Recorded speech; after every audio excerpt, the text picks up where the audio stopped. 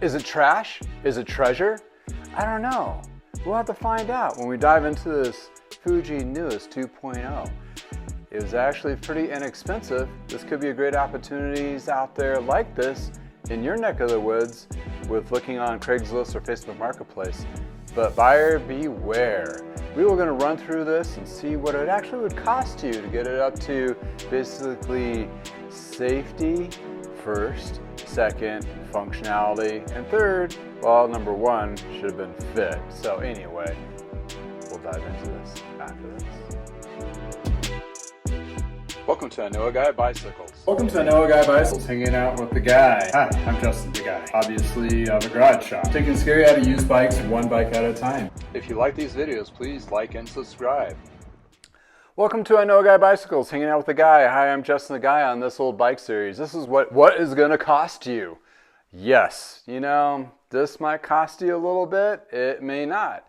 That's really hard to determine when you're actually looking at like a few pictures on Craigslist, and sometimes even when you're in person, it is really hard to determine if it's going to be a good bike or not. So I wanted to go through a few of these bikes that I picked up for myself or I purchased and kind of gone through them and used the perspective of you, the individual that doesn't really know much about bikes but want to get into road riding or any kind of riding and just kind of take the scary out of used a little bit. There's some great opportunities out there to actually purchase some bikes that are used, but keep in mind there's going to be some financial lift on the back end of it, so don't buy or use up all your funds to get the bike itself. You're going to have some funds set aside for either fitting pieces like a new saddle, better grips, pedals, that kind of thing. Number two, if it needs any maintenance, and number three, if it needs any parts to go with that maintenance. But first and foremost, you always want to go check out, make sure you got the right size and make sure you're looking for the right size. And a lot of these will have like a little sticker that says what size it is, like a medium, small, large, and what does that translate to you? Well, there's a couple websites available out there that helps you figure that out. One is geometrygeeks.com, and that's where you can cross-reference. So if you've already been riding and you know what frame size you take, like on a Trek, but you're looking at a Specialized or a Fuji, then you can kind of cross-reference those geometries between those particular brands, which is more of, you know, diving into the weeds. But really, the best way to do it is actually look at that brand, Fuji in this case, and look at medium, and you're like, oh, what's that mean? And you can just basically Google Fuji bicycles size charts and get something that's similar within this age range of vintage, if you will, and then you can kind of see what those size charts will sometimes provide a height range. Also, bicycle magazines came up with like height ranges compared to centimeters, also small, medium, large, and you can use that as more of a global reference. But number one, make sure it's the right size for you before you even waste the time to go out there to look at it, because it doesn't matter how good a deal it is, if it's not the right fit, it's not your bike. Anywho, diving into this guy here, once you determine it's like, oh, this is the size I'm looking for, well, there's a few different videos I provide. One's a video list of 20 things to check for in detail, looking at a used bike. Also, for something a little more at a glance, I have the 5 top things to look for when looking for a used bike. Those 2 reference pieces will help you take the scary out of used, but initially make sure you get that fit down first. But back to looking at the bike, if I was a general person just looking at this bike and like, oh, it looks kind of good, what have you, but the tires are flat, and that goes to me, if you're not tech savvy or haven't worked on bikes at all in any of that nature, if you can't test ride it, walk away. Ask if it's test rideable, like the tires are aired up and everything. Because if they're trying to sell the bike, it should be on its best presentation, right? I mean, as you would try to sell something, like, oh, let's clean that off and be like the best opportunity to sell it. Got to think as a salesperson that perspective. And if they're just throwing it out there, it may not be a good one for you. But anywho, diving into this guy, we're going to start stripping it down and taking a look at it and see what's going to cost. Well, first you want to really double check the frame and fork. It's kind of hard to do that with all the componentry on it, but you know, that's something you're going to have to do in the field, because most people don't really like you taking their bikes apart while you're standing there in front of them. But you want to inspect each tubing and make sure there's nothing in the cracks or big dings or any of that nature, and you want to inspect it all. Also looking underneath the bike too, if you just flip it over in the field, have somebody help you if you want, or just roll it over and just kind of see if there's anything kind of sticking out, and making sure the serial number's there, make sure that's not rubbed off. So those are the kind of things you just kind of quick at a glance. But yeah, let's dive into this. For me, when I look at bikes and so forth, I pretty much know the cables and housing are most likely going to need to be replaced. That's not a very expensive lift, but it is for a service aspect of it, because it takes a lot of tech skills to put those cables and housing back on and cut them correctly. But the parts themselves is anywhere between 10 to 20 bucks. Let's just say that's going to be a $20 lift. Bar tape's always good. That's like a $15 lift. 10 if you find some cheaper ones out there, but if you want to invest, so that's like the 35. So that's just that. In the saddle, let's just say you're going to have to buy a saddle, something that fits you a little bit better. We'll even do the inexpensive route, like $25 Walmart special, something that's more cushy or more comfortable that fits you correctly. They do have some decent ones, honestly, that will work until you actually can afford that investment lift, or if you do decide you're going to get into cycling. So looking at those things right on the bat, we're probably looking at somewhere around about 75 bucks already, just for those parts there. And let's just get into this a little bit deeper. So on this particular one, and I notice there's some abrasion on the frame or the fork here, but it looks like it's just clear coat, so I might be able to polish that off. You hear that squeakiness? That means it's super dry. In other words, this bad boy is sat outside. So feeling the hubs, see if there's any kind of crunchiness to it. Looking to see if it is true. Looks pretty good. On this particular one, they have Continental Ultra Sport tires, which actually look like they're in good condition, like they were put on and never ridden. So that might be definitely a win in a win column for sure. And knocking down the shifting, if it even responds. Yeah, that shifting's kind of delaying, so with some new cables that would help out, and maybe sonic cleaning, ultrasonic cleaning the shifters might help a little bit too. And I've noticed there's some little rust bits like on the bolts and so forth, like here you'll see a little bit of rust. That just indicates that it's been sitting outside. Those can be pretty much cleaned up to some level for sure. Dive into the rear wheel. Feel this hub here. Ooh, feels kind of sticky. And you see this little guy? These are put in here to prevent that derailleur from going over too far and throwing the chain inside to the cassette wheel area. Well, if the derailleur is adjusted correctly, you don't need these. And when they get this kind of sun-baked, they become very brittle, like so.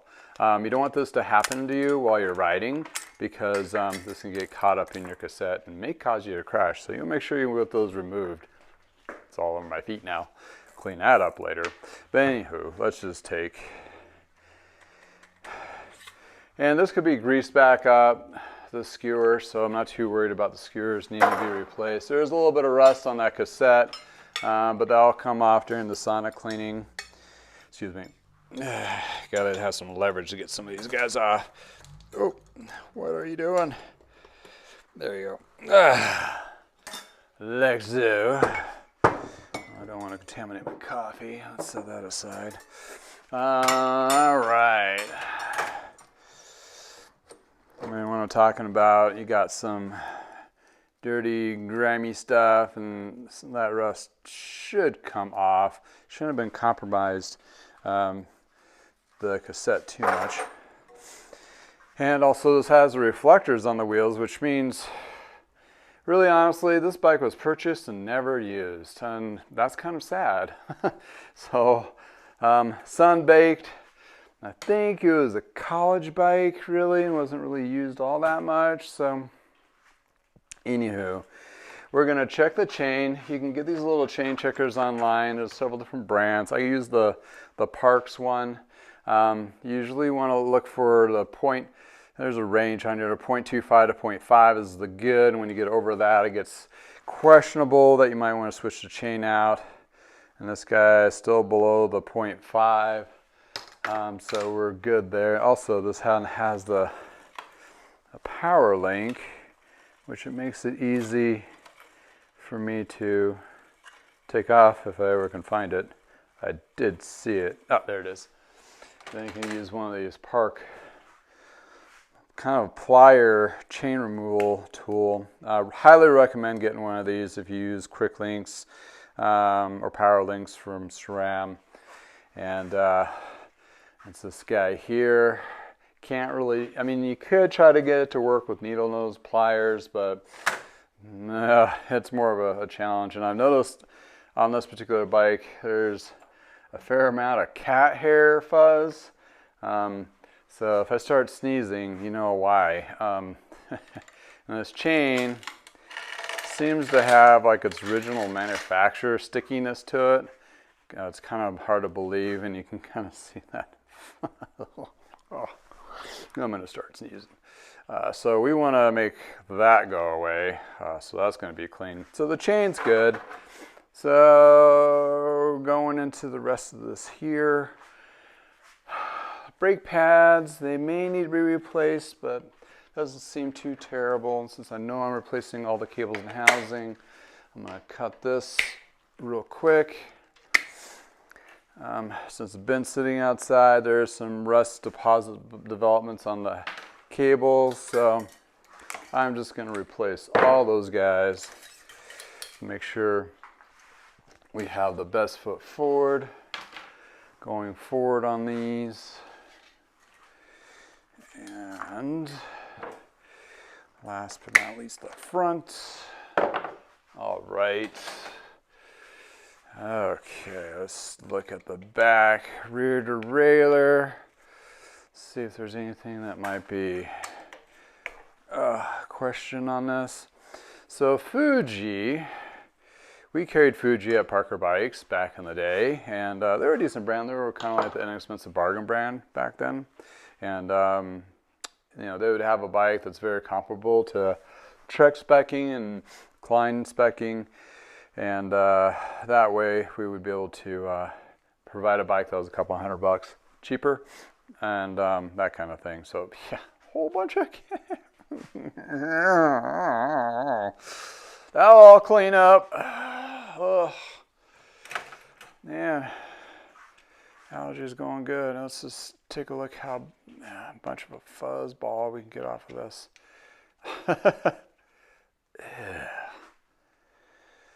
Yeah, that's critter central. You want to get all that stuff off. It was, you know, hair is not good for drivetrains. Yeah, I get that guy off. I like to scrape off the jockey pulleys from any built up Teflon or wax from lubes. It just helps the sonic cleaner do its magic, ultrasonic cleaner do its magic a little bit better. And then you can just move from off of that. All right, these brakes, they do have some rust on there, but I think if an ultrasonic cleaner might clean it up. Also, I might be able to take Scotch-Brite pad and kind of buff out that spring kind of thing. And still seems functional. Seems a little kind of slow, but if I lube that up and clean it, it should come back to life, that kind of thing. So I might be lucky there. If not, I will have to replace the brakes because the cost of just getting those springs and all that, it just doesn't work out that way. Honestly. This one does have a couple nice features to it though. It does have an adjustable rise stem, which is nice. That way you can make those micro adjustments for yourself without having to swap out the stem. And you can buy these as an aftermarket too. to be installed onto your bike, and you can do those adjustments. Also, if you're using a trainer bike for a highway to nowhere in the basement kind of thing, put one of those adjusters on there so you and your spouse can actually trade off and use the same bike, and you just do the adjustments. Also, this has, I call them cheater. These are like little brake levers that came from the cyclocross world, and it's kind of just added position to brake, which is kind of nice, especially if you do a lot of trail riding, that kind of thing. So set those aside. All right, now to the crank. Crank set. What am I looking for? Let's remove those pedals first. These are just the basic plastic platform pedals, which are fine, but they have a tendency of possibly breaking. You can get some alloy ones pretty inexpensively, between 15 to 20 bucks. That are a little bit nicer, maybe with a dual bearing system kind of deal. So far we're still under 100 bucks in parts, which is kind of amazing considering what this bike kind of looked like, right? Like, whoa. And it's one of those deals where it's actually just outside exposure versus actually use. I mean, the chain rings even up front, the painted ones are still not even worn down where the teeth are. So now I'm removing the crank arm bolts. This is a square tapered bottom bracket or crank set, and which is still being used today on the lower end bikes kind of deal. You still can get parts for them and what have you. And we will give you the total cost of what this would cost you to take to a bike shop to be fixed up. Being a former service manager, service rider for many years, I can provide those details at a glance. I do that too when I'm looking at bikes to purchase. It's like, okay, what's it going to cost me? How much time is it going to cost me? Because those are all the things I got, this is a business, right? I got to figure out what my costs are for the bike, what I'm going to have to put into it, how much the costs are going to be for parts, what I'm going to have to order, that kind of thing. And that'll determine the price of what I can sell it for. And it's within a range where I could sell that bike prior to, and that's where I pull the trigger on it and go for it. But I've had several times in the past just walk away because this is going to cost me too much to do. And currently the market is stabilizing and softened from after COVID because of multiple reasons. Got to be a little more price conscious for myself and for my customers. So I don't want to, be like, here's a bike I purchased, and you need to buy it from me because it's outrageously priced because I paid too much for it. And I did feel a little bit of the sting because the market did, how it changes and slowed. So I had a few bikes. I'm keeping a little bit leaner inventory right now. I kind of see what becomes more available here soon, as it is at the peak season for me right now. So front derailleur seems to be good, so that's a win. Rear derailleur seems to be good, that's another win. All right, so let's do a quick cleaning, polish, wipe down, and see if there's any concerns of the frame. And then, I wipe on a rag. It's a Purple Power blend with water mix. And I go through each tube and kind of wipe it down, get all that fuzz and dirt off as much as I can. This is all my pre-cleaning process too before I do any bike frame polishing. And this is where I'm inspecting, making sure there's no very questionable areas. Head tube, down tube. And my rag, sometimes if there's abrasions and so forth, it will snag. That way I can determine if it's a problem area or we are okay. So this side of the bike looks great, but when you look at this side of the fork, definitely some garage wear, that kind of thing. So those tubes are looking pretty good. Also, another thing you want to do in the field is inspect the seat post. First, make sure it's not seized, especially if it's been sitting outside, it's not seized in there. And second, you're looking for height limit lines, which this one has marked here. That determines that the seat, how far the seat can be brought out, but also if you don't see those and it looks like it's been cut, you really don't know where the manufacturing spec is. And unfortunately, I've come across seat posts, people cut them to lose weight off the bike, and that just really kind of compromises the range of adjustment of the bike, number one. Second, you may not know where your end limit is, and that's where it's a safety concern. So, all right. Oh, yeah, let's go another direction. Okay, just sun faded, a little bit of rust so far. That bottom bracket, it feels pretty good for what it is. You know what? This might be a nice little diamond in the rough.